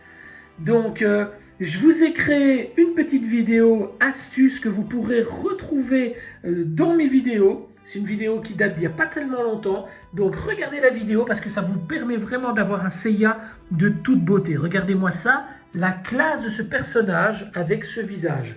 On retrouve vraiment un Seiya de toute beauté. Alors, le cygne, dans une pose que j'affectionne vraiment beaucoup. Je la trouve magnifique de cette manière. Et enfin, le dragon. Alors, je vais être honnête avec vous, j'aime toutes les poses de ces V2, mais il n'y a vraiment que le dragon que je peux encore modifier et rendre vraiment plus beau. Au niveau du cygne, je pense que je suis arrivé vraiment à mon paroxysme au niveau des poses. Au niveau du Seiya aussi, j'aime beaucoup les poses qu'il a. Celle-ci étant une de mes poses favorites parmi toute ma collection. Pourtant, elle est très simple, mais le visage fait énormément. Pour le Iki, pareil, j'aime beaucoup la pose qu'il a. Il est vraiment superbe. Le Shun également, fidèle à lui-même. Voilà. Mais je pense que je peux faire mieux avec le dragon. Voilà, ça c'est pour les tâches de Asgard, ainsi que les tâches de Poséidon qui sont un petit peu en relation tous les deux. Donc voilà, je vous propose de passer sur les tâches des Chevaliers d'Or, les amis. C'est parti! Allez, j'attaque donc à présent les tâches des 12 Chevaliers d'Or. Voilà, que je voulais absolument tout savoir sur le même étage, donc enfin dans la même vitrine. Au départ, souvenez-vous, dans la précédente vidéo de présentation de l'intégralité de ma collection, je n'avais pas mis de plaquettes comme ça au-dessus et je me limitais au bas des vitrines. Donc j'avais remonté la plaquette là légèrement plus haut et en fait, j'avais tout cet espace qui était vide. Et en fait, je me suis rendu compte qu'on pouvait tout simplement exposer les trois étages comme ça, et ce qui me permet d'avoir les 12 Chevaliers d'Or. Alors 12 Chevaliers d'Or, mais également Canon là-bas dans le fond, juste derrière son frère, donc Saga des Gémeaux. Et donc là, j'ai vraiment une exposition qui est vraiment super sympa. Regardez, on a quelque chose de vraiment propre, de vraiment stylé. Et très honnêtement, j'ai hâte d'avoir Yumnandes là-bas et de pouvoir avoir un autre guerrier divin, notamment Thor, pour pouvoir migrer les chevaliers, vraiment partir sur un étage quasiment définitif. Hein. J'ai vraiment hâte. Quoi qu'il en soit, on va faire le tour des Chevaliers d'Or. Je vous montre le taureau, regardez-moi ça. J'ai utilisé la main qui à la base, le bras qui à la base est le bras que l'on met en version bras croisé, et je trouvais ça vraiment superbe. Regardez un petit peu l'air sévère qu'il a, il est vraiment superbe. Pour le bélier, pas très évident, lui trouver une pose à celui-là, il est pas si facile que ça à poser. Le lion, je suis vraiment sur du classique, on peut pas vraiment dire que la pose est très recherchée, il faudra d'ailleurs que je la retravaille. Pour le verseau, ben pareil, je suis vraiment sur une pose vraiment très basique et simpliste, mais je voulais pas spécialement des poses très travaillées pour ces personnages. Je voulais essentiellement rester sur des poses qui sont authentiques et qui montrent parfaitement le trait de caractère du personnage. C'est ce que j'ai fait notamment pour Saga des Gémeaux et Canon là-bas, que j'ai mis vraiment dans deux sens différents. J'ai vraiment voulu mettre Canon à l'arrière-plan pour qu'il ne rentre pas trop en présence des 12 Chevaliers d'Or, vu qu'il apparaît essentiellement en personnage de fond. Alors, Shura du Capricorne, pose que j'adore vraiment. Pourtant, Shura est loin d'être le personnage que je préfère. Mais cette pose, elle est vraiment superbe. Alors, le problème, c'est que dès que vous le prenez en main, que vous le bougez pour le nettoyer ou quoi, sa cape, elle a tendance à partir vers l'arrière. Et donc, si la pose bouge d'1 millimètre, mais ça déstructure complètement le personnage. D'ailleurs, regardez, sa ceinture s'est un petit peu décalibrée sur le devant, alors qu'elle est censée remonter bien plus. Mais bon, c'est un détail que je peaufinerai une fois la vidéo terminée, parce que si je vois ça en vitrine, ça va me rendre malade. Alors, le poisson, j'ai utilisé le visage de la version surplis, avec les lèvres légèrement plus mauves, mais je trouvais le visage vraiment beaucoup plus adulte et beaucoup plus travaillé. 10 masques, toujours ma pose du début. Voilà, elle n'a jamais évolué cette pose et je trouve qu'elle est vraiment parfaite pour lui. Le Sagittaire, que je verrai sans doute, dont je verrai sans doute la pose retravaillée plus tard, parce que bon voilà, elle ne me plaît pas outre mesure. Alors petite astuce, j'ai fait tenir l'aile dans le mécanisme de fermeture des portes, parce que sinon il tombe forcément. Le Milo du Scorpion, qui possède un visage, enfin la tête, pas la tête, juste le visage de la version Great Toys de Milo du Scorpion en version Soul of Gold. Très beau de cette manière, mais la pose est à retravailler. Regardez, le pied n'est pas totalement bien mis comparativement à l'axe de la jambe. Regardez, donc il va falloir que je retravaille la pose pour lui. Elle a bougé, il est tombé il n'y a pas tellement longtemps, elle a bougé, j'ai pas eu le temps de le remettre encore. La Vierge, fidèle à elle-même, très belle, pieds légèrement croisés. Et enfin, Doko de la Balance avec des petits boucliers custom, la main posée sur l'épée, et je le trouve vraiment très beau comme ça. Regardez les 12 chevaliers comme ça, c'est très beau. Alors les chevaliers ne sont pas mis forcément dans l'ordre des toiles, hein. Ils ne sont pas forcément mis comme ceci, hein, dans le même ordre. Pourquoi? On m'a déjà posé la question, pourquoi n'as-tu pas mis les chevaliers dans le même ordre? Mais tout simplement que si je mettais les chevaliers dans le même ordre, ben, on n'aurait plus forcément les mêmes... J'aime bien ces poses et j'ai pas envie de les modifier. Donc si je mets le bélier là-bas avec le taureau à côté, ce sera pas forcément le même rendu. J'aime beaucoup le rendu des chevaliers comme ça. Un peu dispersé comme ça, j'aime beaucoup. Voilà, vous voyez, je peux pas mettre le chevalier du Gémeaux, enfin du Verseau comme ça avec la main comme ça vers l'extérieur, le mettre là-bas tout à gauche ou quoi. Enfin, il n'irait pas là-bas tout à gauche. Mais ce serait le Cancer, par exemple. J'aurais le Bélier, j'aurais le Taureau, le Gémeaux, Cancer. Donc, il faudrait que je mette le Bélier là, le Taureau là, les deux Gémeaux là. Ça ferait trop. On aurait le Taureau et les deux Gémeaux. Ça ferait trop gros massif là et le Cancer au-dessus. Donc, je les ai mis vraiment pour dire que les poses soient les plus représentatives possibles et que ce ne soit pas trop surchargé. J'ai essayé de trouver une certaine cohérence au niveau de l'exposition. Voilà, les amis. Ça, c'était pour les Chevaliers d'Or. Regardez, on a quand même vraiment un beau résultat. Regardez. On a quand même... Ces 3 étages-là, ce sont les plus beaux. Hein. On va maintenant passer sur l'étage des V1 Revival. Et vous voyez tout de suite qu'il y a 2 Seiya. Et je vais vous expliquer pourquoi tout de suite. Et donc cet étage des V1 Revival qui comprend tout simplement les 5 chevaliers V1 en version classique mais Revival, comprend également les versions cartoon, toujours en cours de finition par l'ami Yuri Tony, hein, donc qui me réalise ses figurines sur mesure. Malheureusement, vu l'emploi du temps assez chargé de Tony pour l'instant et les mesures donc suite au Covid-19 tout simplement, on a un peu laissé en stand-by ce projet que l'on va reprendre dès que possible. Alors je sais que le loup est en cours, donc Nashi du loup est en cours de réalisation, donc il en manque que 3 en fait. Il manque Nashi du loup, il manque Ban du Lyonnais et il manque Sean d'Andromède tout simplement pour compléter cette série de 10 chevaliers en version cartoon. Alors bien entendu, ces versions cartoon étant très fragiles au niveau des peintures vu que tout est refait, les poses sont vraiment pour l'instant contractuelles et seront bien entendu modifiées plus tard au profit de poses tout à fait emblématiques comme ces 5 poses que l'on retrouve pour les 5 chevaliers V1 ainsi que pour Jabu de la Licorne en version Revival. Alors ici on a une seconde version de Seiya qui est retravaillée tout simplement avec un lycra. Donc j'ai retravaillé exactement la même pose, j'ai un peu amélioré la pose avec un lycra et en fait ce que je suis en train de faire les amis, c'est que je suis tout simplement en train de refaire les 5 V1 mais en version lycra tout simplement. Et comme j'ai très peur de modifier la pose de mon Seiya là-bas que je trouve vraiment très jolie, tout simplement je me suis procuré un second Seiya sur lequel je peux me permettre de travailler sans avoir peur de modifier la pose. En fait, vous voyez, quand on est un peu perfectionniste, extrémiste et qu'on a des tocs, on est obligé de s'y reprendre sur 2 figurines pour être sûr de ne pas modifier une pose. Ça, c'est moi. J'ai un gros problème à ce niveau-là. Donc, voilà comment je procède. Allez, je vous montre ça de plus près. Hein. Voilà, ça, c'est les versions cartoon que vous connaissez qui sont vraiment superbes. Hein. Il faut être honnête.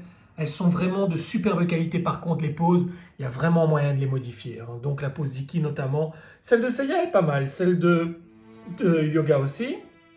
Le reste, il y a vraiment moyen de modifier. Hein. Donc rassurez-vous, ce sera modifié en temps et en heure plus tard pour la prochaine vidéo d'exposition de l'intégralité de la collection. Ça, c'est le Dragon V1 qui est très beau. Le Cygne également. Vachement mieux que la version classique d'origine. Le Pégase. Le Iki, très joli également. Et enfin le Sean d'Andromède. Je suis particulièrement fier de cette pose que je trouve vraiment superbe. Voilà. Et enfin le Jabu de la Licorne. Et voilà un très bel étage. Regardez-moi ça. Voilà. Ceux du dessus, ils seront vraiment à modifier au niveau des poses, etc. Et pour eux, je réserve une belle surprise dans le futur. Voilà. Ça, c'est pour l'étage des V1. Donc pour l'instant, on a fait Poséidon, on a fait les Chevaliers d'Or, Asgard, et maintenant on a attaqué les V1. Alors, avant d'attaquer les 2 étages de Soul of Gold, nous allons passer directement à l'étage des surplis EX. Voilà, et là, on passe sur 10 masques. Aphrodite du Poisson, Chiron du Bélier, Shura du Capricorne, Saga des Gémeaux et enfin Camus du Verseau. Regardez-moi ça. Nous avons les 3 juges à l'arrière. Alors, j'espère vraiment que la petite plaquette là-bas va descendre d'un étage ou deux, parce que j'espère vraiment que je pourrai mettre Hadès EX juste au-dessus en rajoutant une petite plaquette. J'espère sincèrement que ça va fonctionner, qu'il ne sera pas trop haut, qu'il ne sera pas trop grand. Il faudra peut-être que je joue un peu avec les ailes, voire lui mettre la cape, mais pour faire en sorte d'avoir Hadès tout au-dessus. Ce serait vraiment sympa, je l'espère en tout cas. J'espère vraiment que ça va fonctionner. Sinon, je trouverai une alternative. C'est pour éviter justement de devoir mettre Hadès sur un autre étage tout seul. Donc j'espère vraiment trouver le moyen de pouvoir l'ajouter. Voilà. Vous savez que Radamantes est un de mes personnages favoris au niveau des mythes closes. Je trouve vraiment ces pièces magnifiques. Mais si je ne devais garder que quelques exemplaires, je pense que je me séparerais de l'étage Hadès. Si je devais me limiter aujourd'hui en termes de place, je pense que j'opterais vraiment pour cette configuration-là. Mais je me séparerais de tout ce qui est là. Attaquons maintenant l'étage, le premier étage des Soul of Gold. Et là également, c'est un étage où je suis assez fier. Des poses très très bien travaillées, je pense en tout cas, sans prétention. Alors, toujours les amis, il n'y a aucune prétention quand je vous dis que je suis très fier des poses ou quoi. C'est parce que voilà, je suis content de vous les montrer, il n'y a aucune prétention, je ne suis pas meilleur qu'un autre. C'est juste que je suis très content, voilà, c'est du partage avant tout. Je ne vais pas vous dire, voilà, je vous montre mes poses dégueulasses, j'aime pas du tout ça, mais je vous les montre quand même. Non, je suis content de ce que je fais. Forcément, il y a toujours moyen de faire mieux, mais je ne vais pas vous dire que je suis mécontent alors que je suis content. Voilà, regardez. Le truc qui m'embête un petit peu, c'est que je ne sais pas mettre de figurines au-dessus. J'ai essayé l'autre jour de réunir les 2 étages, les 2 vitrines des Soul of Gold et essayer de mettre tous les personnages ensemble. J'y suis arrivé, mais c'était vraiment fort serré. Voilà la Vierge. Le Camus, que j'aime beaucoup. Si vous vous souvenez, la vidéo de présentation du Camus qui date de mon ancienne collection, ben, ça est fini à la colle. Souvenez-vous, c'était une vidéo qui était vraiment amusante. Le Sagittaire, le Bélier, la Balance et enfin la plus laide de toutes les figurines, le Milo du Scorpion, qui est vraiment une épouvante. Cette figurine, c'est catastrophe, en tout cas pour moi. Voilà, ça c'est l'étage des Soul of Gold, le second étage des Soul of Gold. Et voilà le premier. Alors, au niveau des explications, mais je pense que je vais descendre l'étage des Soul of Gold qui reste quand même une série secondaire.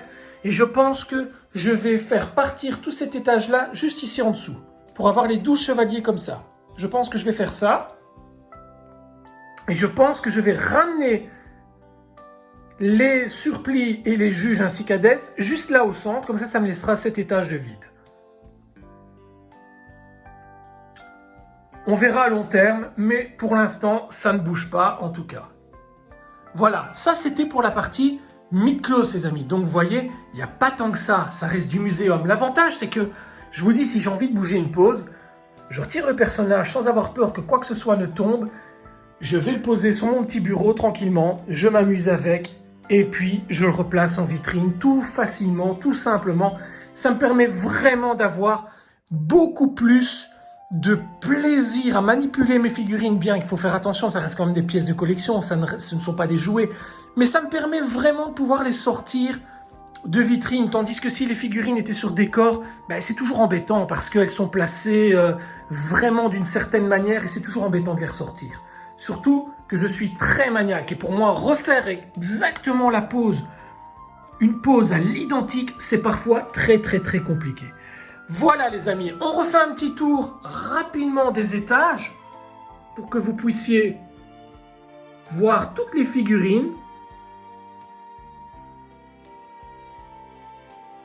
C'est beau, ça brille, c'est plein de couleurs. C'est vraiment quelque chose que j'affectionne.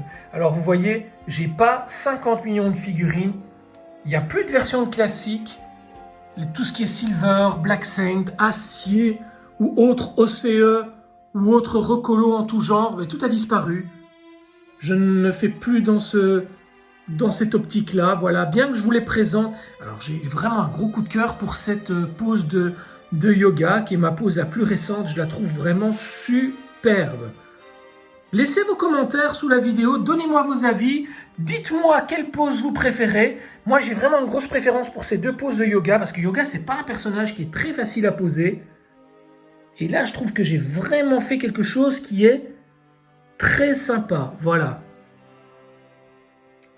Comme je vous disais, c'est pas un personnage qui est très facile à poser et voilà, c'est pas toujours facile d'avoir l'inspiration immédiatement. Et parfois, il suffit d'un petit déclic.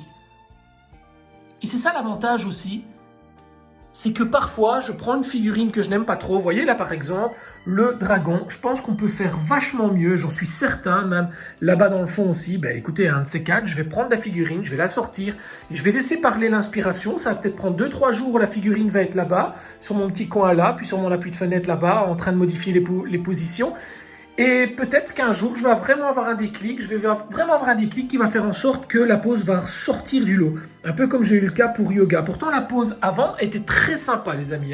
Mais là, c'est juste une tuerie monumentale, j'adore. En tout cas, en ce qui me concerne. Même chose pour quelques chevaliers d'or. Il y a des chevaliers d'or où je ne bougerai plus jamais la pose, comme ces deux-là, par exemple. Comme évidemment le capricorne, comme le poisson, le cancer. Il y a des poses que j'aime vraiment particulièrement, mais il y a des poses qui sont toujours perfectibles. C'est toujours ça aussi. L'avantage d'avoir une collection en placement muséum, c'est que on n'a pas peur de modifier certaines positions, de les sortir de vitrine. L'avantage aussi, c'est que pour les nettoyer, je fais un peu de place, je fais un petit peu de place et je sors figurine par figurine. Je les remets vraiment dans la même position, sans manipuler, sans bouger quoi que ce soit. J'essaie de les prendre par la taille. Et ensuite, je viens tout simplement nettoyer les planches de vitrine et replacer les figurines dessus. Une petite astuce que j'ai, c'est que pour les pieds des figurines, si vous voulez éviter vraiment, si vous voulez vraiment remettre la figurine parfaitement au même endroit où elle était, moi ce que je vous invite à faire, c'est prendre un petit crayon et faire juste un petit point ou un petit trait juste devant le pied de la figurine. Comme ça, vous remettez le centre du pied de la figurine juste sur le petit trait. Vous voyez, j'avais fait ça ici. Regardez, là, il y a un petit trait juste à côté du pied de Poséidon. Regardez, juste ici, là, il y a un petit trait. Et c'était pour le pied de Thétis. Et en fait, je mettais le pied gauche, vous voyez, le pied gauche juste sur ce pied-là, sur ce point-là, pour dire de bien marquer le fait que Thétis était à cet endroit-là. Ça me permet vraiment de remettre les figurines vraiment à l'exactitude de ce qu'ils sont juste avant de nettoyer les vitrines. Voilà, je vous propose maintenant de passer du côté des résines. Alors je sais que tout le monde n'est pas intéressé par les résines, mais ça peut toujours être sympa de savoir pourquoi j'ai placé les vitrines comme ça, les résines comme ça, pourquoi tel ou tel décor. Donc on y va tout de suite les amis. Alors, la première résine n'est autre que la Shaka de chez Tsume. Donc, c'est une statue qui est aujourd'hui très difficile à obtenir, très rare. C'est une statue que j'adore vraiment. Elle est très belle. Je trouve qu'elle a très bien vieilli. Même si aujourd'hui, on se retrouve avec des statues de bien meilleure qualité chez Fox Studio ou autre, meilleure qualité, de meilleur design, elle n'en perd toujours pas sa classe et sa beauté. Ce que je me rends compte, c'est que parfois, les armures ont tendance à ternir un petit peu. Là, c'est notamment au niveau de la chevelure. J'ai l'impression que le jaune est beaucoup moins jaune qu'il ne devrait être. Est-ce que ça a toujours été comme ça? Est-ce que la figurine perd de sa couleur avec le temps? Je n'en sais trop rien. De mon côté, le store est toujours fermé, donc on n'a jamais de lumière directe de l'extérieur.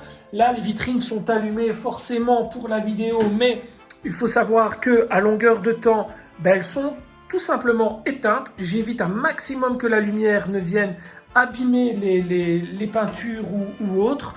Donc, je ne sais pas si c'est le temps qui fait ou tout simplement un vieillissement naturel, j'en sais rien du tout. Quoi qu'il en soit, je trouve cette figurine vraiment superbe. C'est un décor qui m'avait été réalisé par mon ami David Tana, donc qui m'a réalisé ce décor suite à une demande de ma part, parce que tout simplement, à l'époque de mon ancienne collection, souvenez-vous, David Tana m'avait réalisé un décor. Regardez juste ici au-dessus, vous allez revoir cette image. Un décor pour les chevaliers OCE, donc les bronzes, pas les bronzes, les gold en version EX OCE.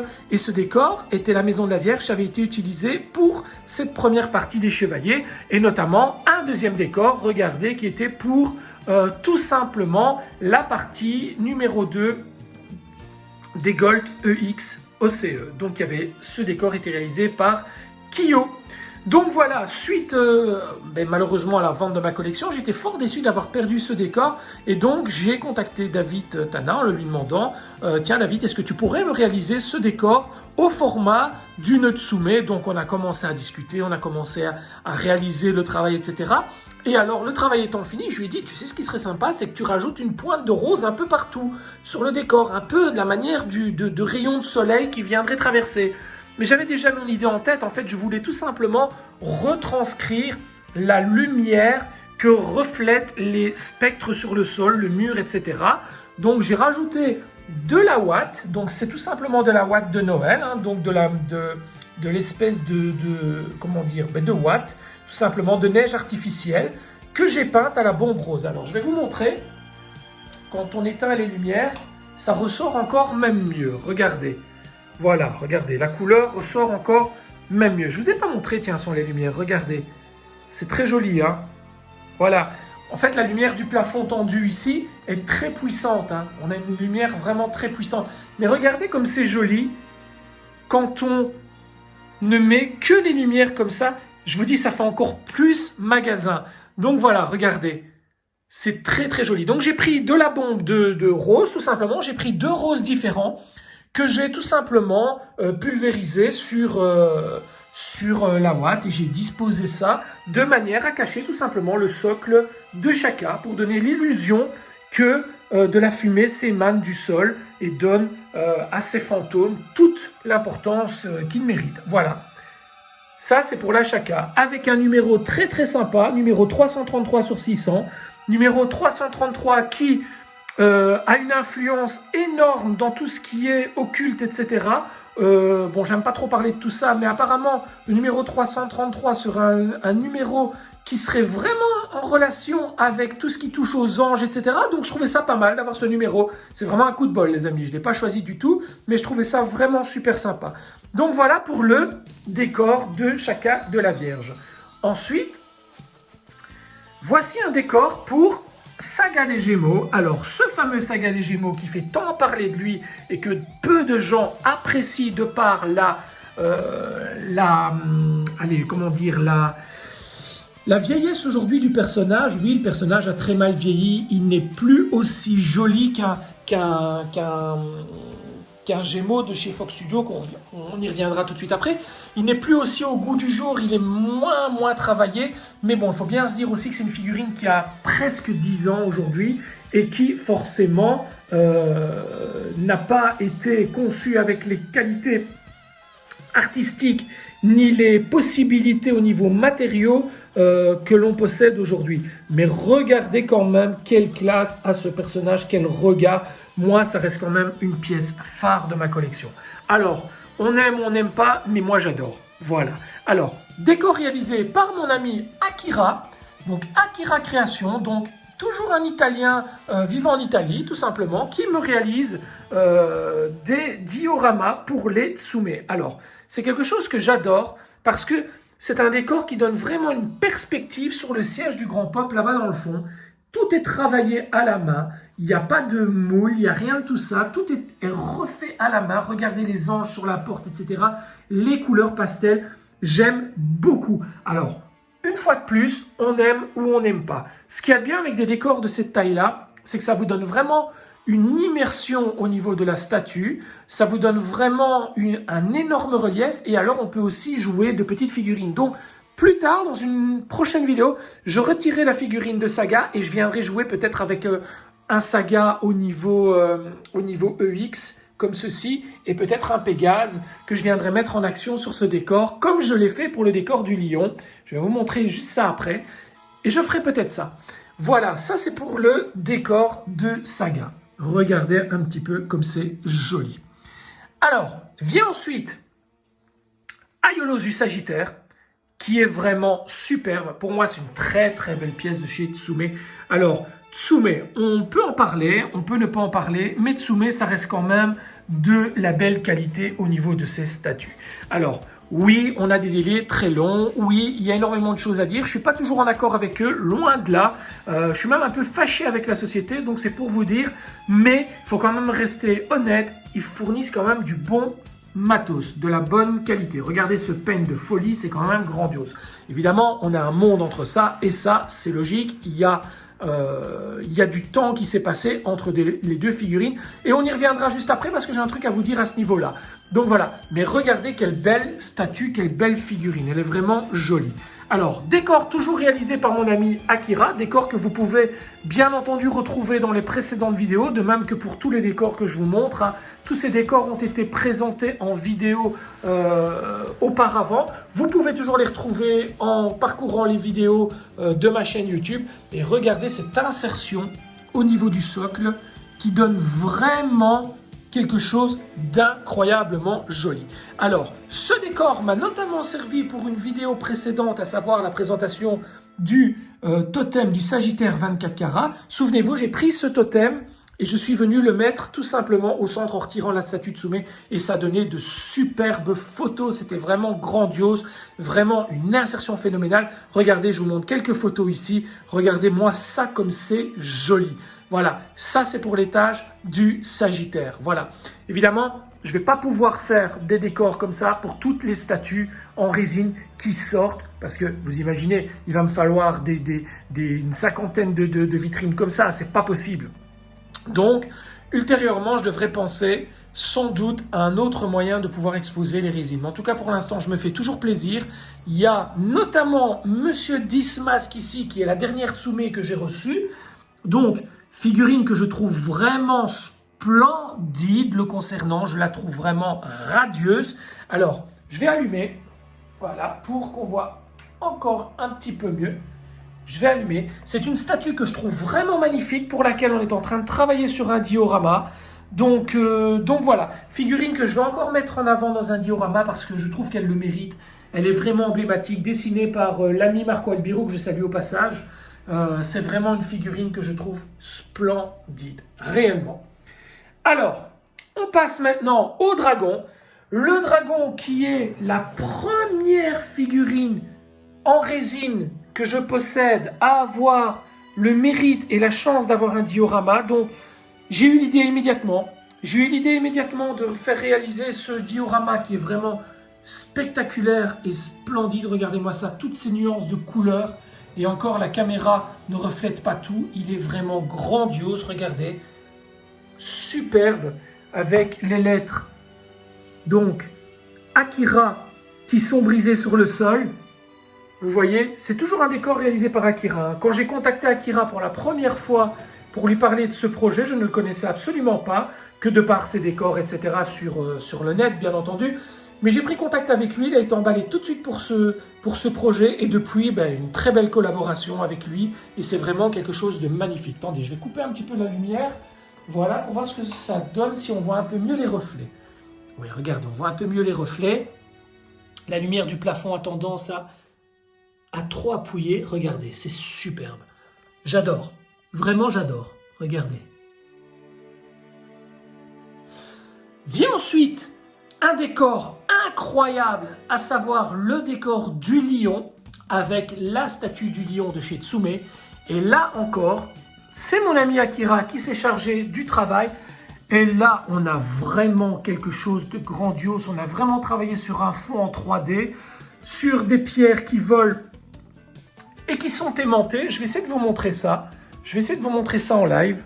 Voilà, parce qu'on m'a souvent demandé, tiens, comment tu fais pour faire tenir les briques en l'air. Voilà, tout est aimanté, les amis. Voilà, regardez. Regardez, hein. Voilà, c'est aimanté. Tout ce que vous voyez là est aimanté, tout simplement, et donne l'illusion que tout est en l'air. Regardez. C'est fantastique, vraiment. Alors, ce pilier étant cassé en deux, l'autre moitié se retrouve ici. Vous voyez, ça, c'est la moitié de l'autre pilier ici. Tout a été calculé pour que le format corresponde exactement. Tandis que la partie ici, c'est l'autre partie là-bas. Vous voyez? C'est vraiment un travail de précision. Regardez, on n'y voit que du feu. Très, très beau. Je vais fermer la porte. Voilà, regardez. Et là aussi, les amis, j'ai réalisé une petite scène en mettant justement le Chevalier du Lion que voici et le Seiya que voici. Je les ai mis tous les deux en scène sur ce décor et regardez le résultat ici. C'est vraiment superbe. Je vous mets quelques petites photos pour que vous voyez, mais c'est vraiment superbe. Et je me rends compte qu'en fait, travailler sur des formats de ce type pour des mythos, c'est vraiment le format idéal. Et là, on rentre vraiment dans des proportions qui sont vraiment réelles. Des piliers de cette taille-là pour des figurines mythos, c'est top. Plutôt que des petits piliers tout fins, c'est vachement mieux des piliers ainsi. Voilà. Ça, c'est pour toute la partie soumet. Voilà. En dessous, on a encore les deux Iki que je vais vous montrer tout de suite. Mais voilà, c'est déjà une grosse partie de fait. En ce qui concerne le verso de chez Tsume, écoutez, non, je ne l'ai pas pris. On m'a posé la question, je ne l'ai pas pris. Je l'avais précommandé, mais finalement, j'ai annulé. Parce que je ne sais tout simplement pas le faire rentrer dans une vitrine de ce type. Et que, voilà, ça ne m'intéresse pas d'avoir cet énorme personnage derrière Camus. Et la pose de Camus ne me plaît pas spécialement. C'est ce que je vous disais tout à l'heure. Aujourd'hui, j'ai acquis suffisamment de maturité que pour ne pas m'obliger systématiquement à tout acheter. Alors ça, c'est déjà la première chose. En ce qui concerne Athéna, j'aurais bien aimé l'acquérir. Je l'avais acheté également et j'ai remis ma précommande, tout simplement. Parce que ici, je n'ai pas la place. Forcément, dans cette pièce, je n'ai pas la place. Je l'aurai plus tard, mais on verra plus tard. On verra d'ici 2 ans, je pense. Peut-être que je changerai d'avis, on verra, quoi qu'il en soit. Pour le moment, je fais au jour le jour. Voilà. Alors, on va passer maintenant sur les deux versions d'Iki. Voilà, qui, il faut bien l'avouer, ont très mal vieilli. Hein. Donc, on n'est plus sur du matériel, on n'est plus sur des résines qui sont vraiment superbes. Hein.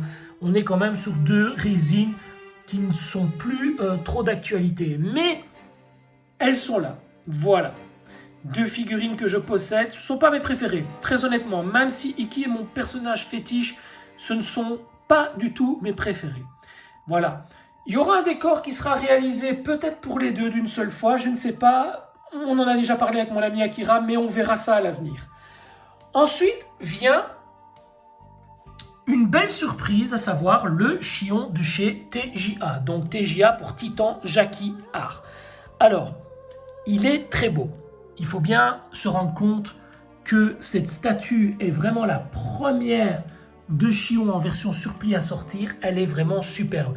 On a une peinture style carrosserie de voiture qui est vraiment exceptionnelle. Je vous invite à aller voir la vidéo de présentation qui est récente également. Elle est très sympa. Vous y découvrirez le personnage vraiment dans son intégralité. Elle est très belle. Ensuite, nous avons également une statue de chez Titan Jackie Art, à savoir Radamantis. Ça me plairait beaucoup de travailler sur un décor pour cette statue, mais très honnêtement, je pense que tout ce qui est Titan Jackie Art va finir par monter au-dessus des vitrines, comme je vous l'expliquais tout à l'heure. Donc pour combler un peu le dessus des vitrines, vous voyez, on peut mettre une figurine ici au-dessus, là, je peux en mettre donc 6. Je pense que je vais les mettre au-dessus. Je ferai un peu plus souvent les poussières pour les nettoyer, certes, mais ça me permettra de gagner un petit peu d'espace au niveau du fond parce que, très honnêtement, avec le nombre de sorties qui arrivent, ça va être très compliqué pour moi de pouvoir mettre toutes des résines, des sorties mid-close, etc. Donc au niveau des vitrines, je commence à être vraiment full et j'aurai pas le sanctuaire 3.0 avant un petit moment. Donc voilà, il faut faire avec et il n'y a pas le choix. Et j'ai de la place là-bas au-dessus. Ou alors il faut que je dégage tout simplement le salon. Il faut que je dégage le salon et j'en ai pas trop envie. Et voilà, bon, il y a toujours moyen de mettre une vitrine ailleurs, hein, bien sûr. Mais je préfère que ça reste vraiment symétrique et bien correct au niveau de l'exposition. Donc je pense qu'en mettant les statues là-bas au-dessus, avec l'effet du plafond, ça pourrait ressortir vraiment très très fort. Je ferai un test bientôt et je vous montrerai ça, vous me direz ce que vous en pensez, d'accord?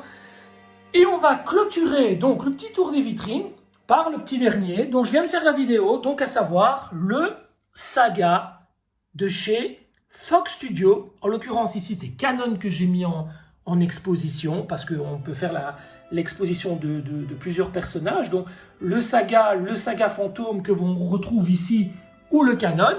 Et là également, si vous voulez plus d'informations, je vous invite à aller voir la petite vidéo qui a été réalisée la semaine dernière.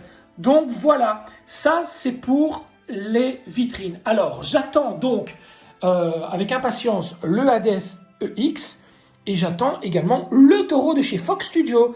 Et le taureau de chez Fox Studio sera réalisé, il y aura une vidéo qui sera réalisée dans laquelle on fera le comparatif avec la Saga, etc. On verra un petit peu tout ça et on se remettra un petit peu au goût du jour, les amis.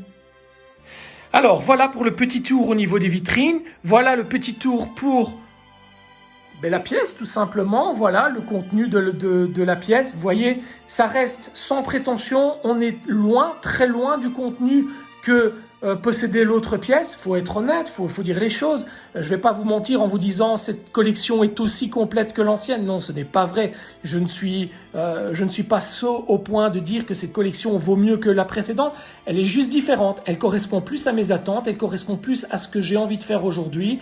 Aujourd'hui, j'ai envie de consacrer un peu plus de temps à ma vie privée que réellement à ma collection. Aujourd'hui, j'ai envie de pouvoir souffler, de collectionner vraiment avec plaisir. Vous savez, quand je rentre dans cette pièce et que je découvre toutes ces vitrines, etc., mais je déguste, hein, regardez, on voit tout, hein, regardez, on voit tout directement, hein, regardez comme c'est joli. On a l'impression que tout prend vie, regardez. Regardez comme c'est joli. Tout est bien visible directement.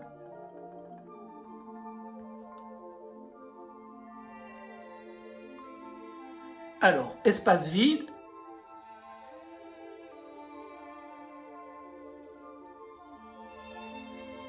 Alors, l'image est peut-être légèrement déformée parce que je suis en vue éloignée, les amis, pour que vous puissiez tout voir. Hein.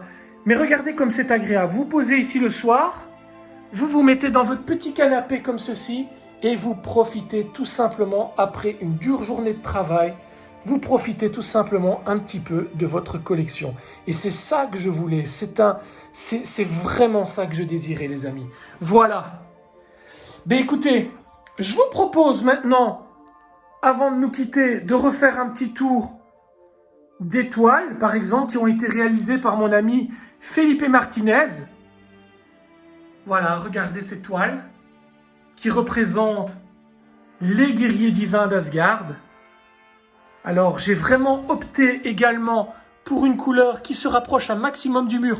Mais très honnêtement, je pense changer, je pense modifier le fond. Là, on a tous les chevaliers d'or, donc par ordre, hein, regardez, autour d'Athéna. Mais je pense changer la couleur de fond parce que... Et vous pouvez me dire quoi en commentaire, les amis? J'ai l'impression qu'en fait, ça ne ressort pas assez, qu'il manque un peu de contraste.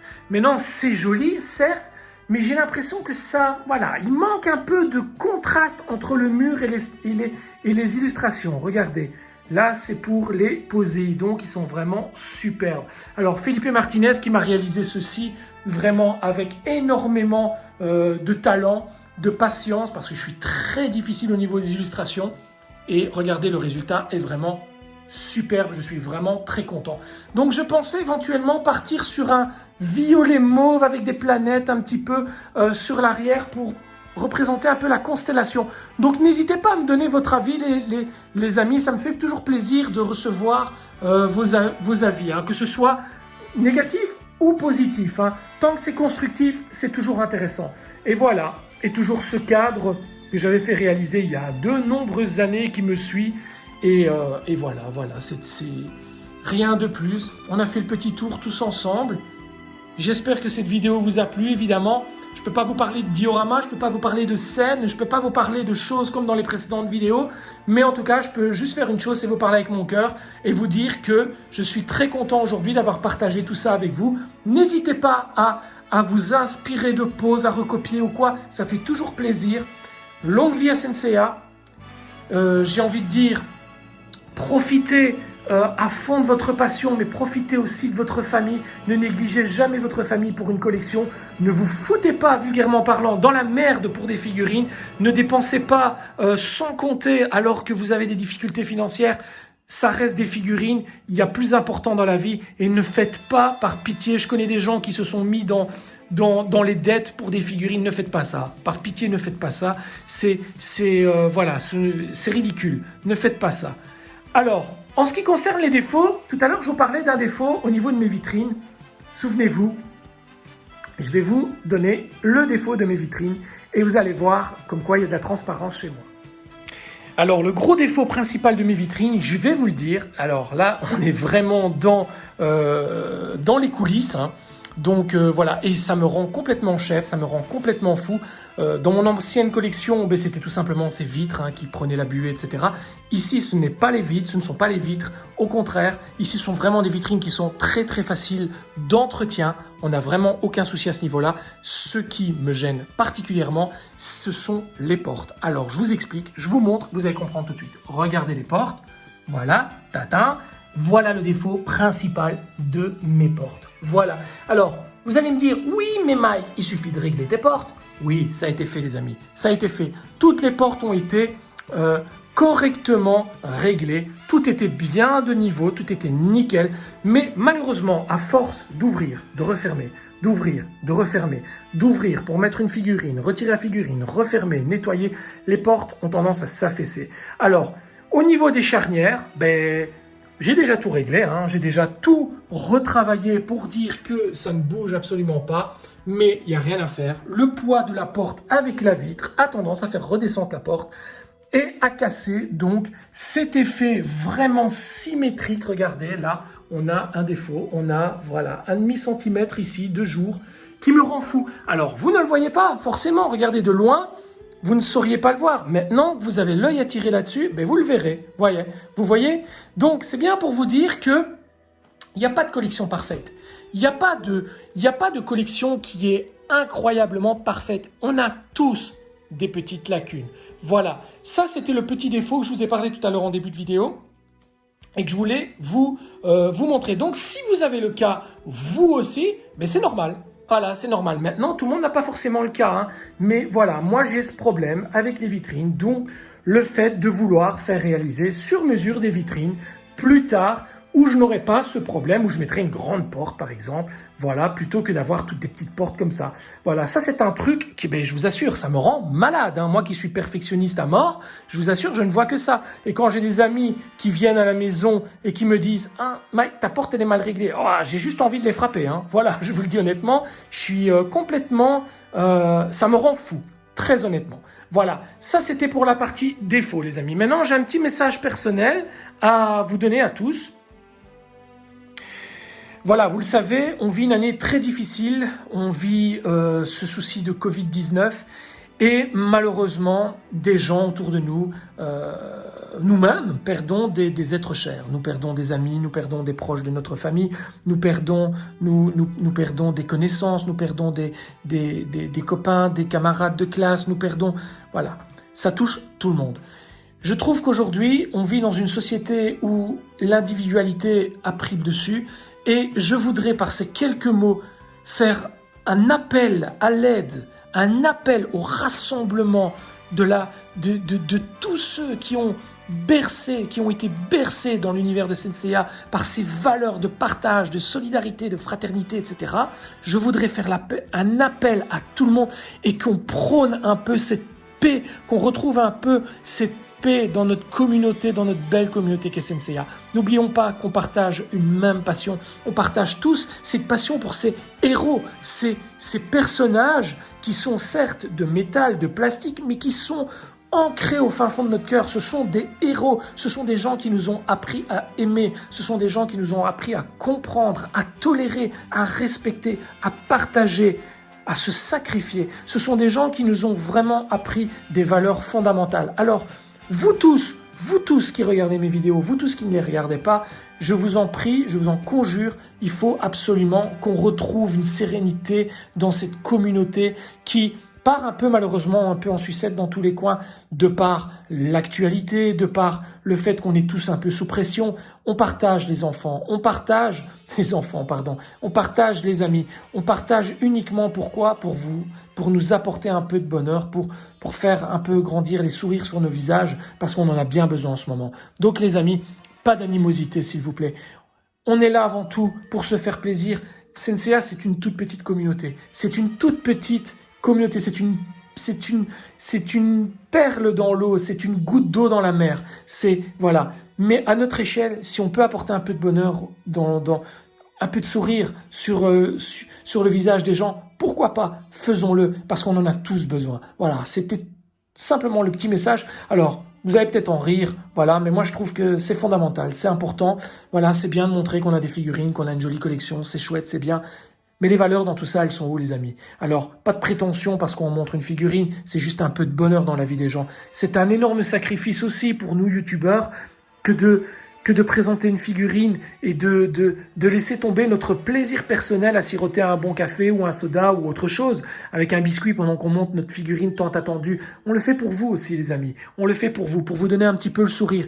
On n'est pas là juste pour vous jeter de la poudre aux yeux, ou on est là aussi pour vous donner du rêve, on est là aussi pour vous donner de la bonne humeur, du plaisir, et on est là aussi parce qu'on partage la même passion, parce qu'on partage la même collection, parce qu'on partage les mêmes plaisirs, et parce qu'on est tout simplement pareil. Voilà, on est humain, on aime les belles choses, on aime partager, on aime discuter, communiquer, etc. Et je pense que c'est fondamental. Alors les amis, en cette période difficile, plus que d'habitude, je vous demande à tous, mais qu'on s'unisse tout simplement, qu'on s'unisse dans la joie et la bonne humeur et qu'on continue à partager. Alors longue vie à tout le monde, longue vie à tous les youtubeurs, longue vie à la communauté Senseiya et allons dans le partage, c'est ça. J'espère qu'en 2021 les choses s'amélioreront, ne fût-ce qu'au niveau de la maladie, mais aussi au sein de la communauté et que tout le monde trouvera un petit peu plus le temps d'apprécier ce que tout un chacun fait. Salut les amis, allez, à très très bientôt, bonne fête de fin d'année, je vous embrasse, ciao ciao. Et si vous avez aimé cette vidéo et que vous ne voulez pas rater les prochaines, n'oubliez pas de cliquer sur le lien pour vous abonner à la chaîne, mais aussi pour recevoir les petites notifications en cliquant sur la cloche. Et laissez un pouce bleu. Salut les amis.